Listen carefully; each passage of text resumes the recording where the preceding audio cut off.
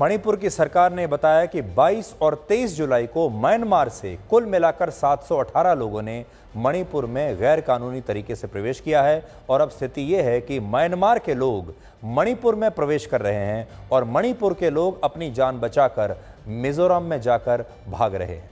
भारत और म्यांमार के बीच कुल मिलाकर 1643 किलोमीटर लंबा बॉर्डर है।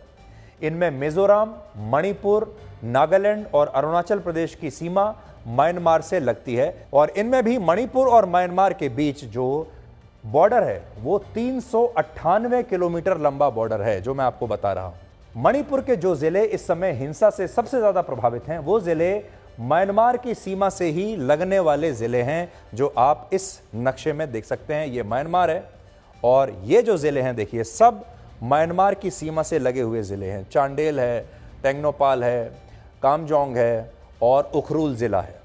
और इनमें जैसा मैंने आपको बताया चुरा चांदपुर सबसे अहम है, क्योंकि ये वो जिला है जिसकी सीमा म्यांमार के चिन स्टेट से लगी हुई है और जो घुसपैठ हुई है वो भी यहीं से चिन स्टेट से हुई है।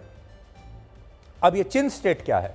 म्यांमार का चिन स्टेट वो राज्य है जहां चिन कुकी समुदाय के लोग रहते हैं। देखिए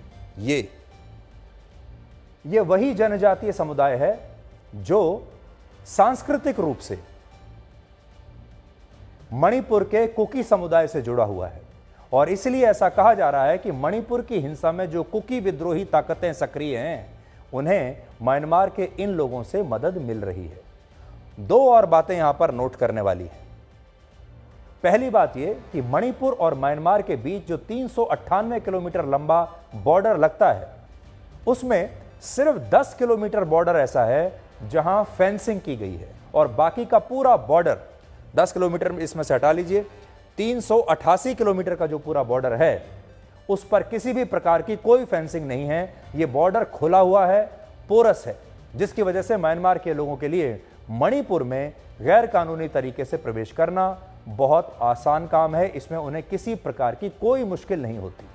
दूसरी बात, आपके मन में यह सवाल भी होगा कि आखिर म्यांमार के लोग अपना देश छोड़कर भारत के मणिपुर राज्य में आ क्यों रहे हैं जहां पहले से ही इतनी हिंसा है?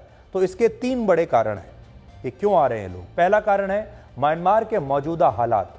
म्यांमार में इस समय सेना का शासन है और वहां की सेना लगातार जनजातीय समूहों के लोगों पर अत्याचार कर रही है ताकि वो विद्रोह की आग को फैलने से पहले ही रोक दें। अब मणिपुर की सीमा के पास म्यांमार के इलाकों में जो लोग रहते हैं वो जानते हैं कि म्यांमार में अगर वो मारे गए तो उनकी कोई बात नहीं करेगा, ना सुनेगा, लेकिन अगर वो किसी तरह मणिपुर पहुंच गए तो यहाँ की पुलिस और यहाँ की सेना भी इनके मानव अधिकारों की रक्षा करेगी और भारत का विपक्ष भी इनके अधिकारों की बात जरूर करेगा।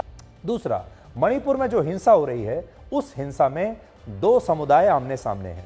एक तरफ मैतेई हिंदू हैं और दूसरी तरफ कुकी समुदाय के लोग हैं जो ईसाई धर्म को मानते हैं। इस नक्शे में जो गोल्डन ट्रायंगल आप देख रहे हैं, इस क्षेत्र में म्यांमार, लाओ और थाईलैंड के इलाके आते हैं जहां सबसे बड़ा ड्रग सिंडिकेट काम करता है। यहां अफीम की खेती से लेकर हथियारों की तस्करी तक इस गोल्डन ट्रायंगल रीजन से ही होती है और फिर ये ड्रग्स और हथियार म्यांमार से मणिपुर पहुंचते हैं। कुल मिलाकर कहें तो मणिपुर की हिंसा के एक नहीं बल्कि कई पहलू हैं जो बाहर बैठे लोगों को समझ में नहीं आ रहा। हमारे विपक्षी दलों को भी ये बात समझ में नहीं आ रही और हमारे देश के बाकी हिस्सों में जो लोग हैं वो भी इस बात को नहीं समझ पा रहे हैं कि ये मामला कितना उलझा हुआ है और इनमें शरणार्थियों का पहलू सबसे महत्वपूर्ण है जिसके बारे में फिलहाल कोई बात नहीं कर रहा।